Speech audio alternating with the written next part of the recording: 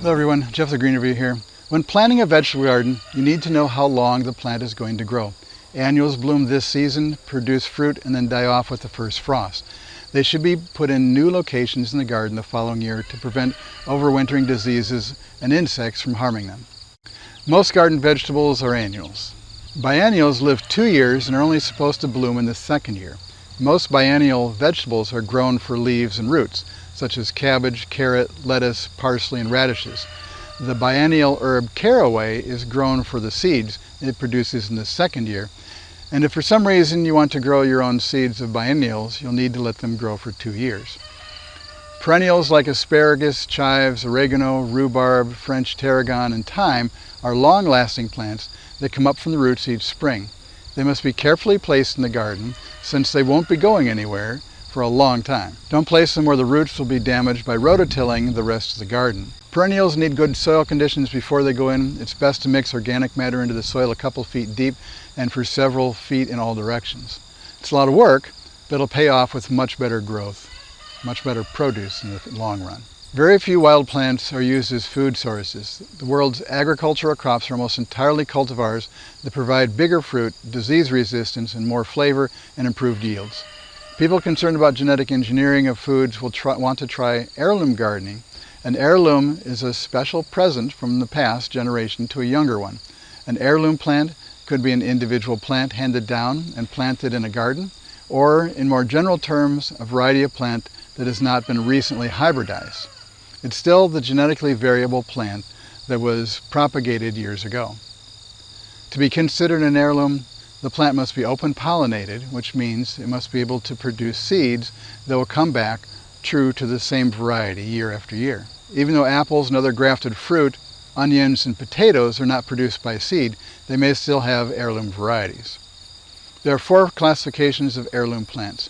Most commonly, there are seeds passed down through the generations of a family or local area that are called family heirlooms. Until hybrid varieties came along after World War II, most commercially grown varieties of food crops were open pollinated and are now called commercial heirloom. It's possible to create an heirloom by the deliberate crossing of 2 known heirlooms, or an heirloom and a hybrid if the seeds come true to type thereafter. The offspring are called created heirlooms. And then there are the mystery heirlooms that are the result of the natural crossing between 2 heirlooms where only one parent is known. Every kind of heirloom seed came originally from 2 parents. That means that every heirloom seed is by definition a genetically modified organism, or GMO. And that's a good thing. Some catalogs do not list their seeds as heirlooms, but do list them as antique seeds. This is usually the same thing as an heirloom seed. Some people say that a seed cannot be an heirloom unless it has a history that can be traced back at least 50 years, while some people say over 100 years. If a plant has a real uniqueness that cannot be found in other plants, some people will waive the age requirement. If the seeds can be traced to a specific region of the world, then it may be worth saving so that that area's ancient plant diversity can be saved. If these plants are so special, why are they so hard to find? As in many areas of life, there is a history that has been made a matter of supply and demand and profits. Before the 1940s, a large amount of North American produce was grown near urban areas and on each family's own property. The population grew and converted farmland near urban areas into urban areas. Produce had to be grown farther away from the urban centers. More women joined the workforce and had less time to garden in their yard. The interstate highway system, large refrigerated cargo planes and faster trains, and a lot of trucks that are refrigerated, all helped get produce grown far away to the modern grocery stores while it's still fresh.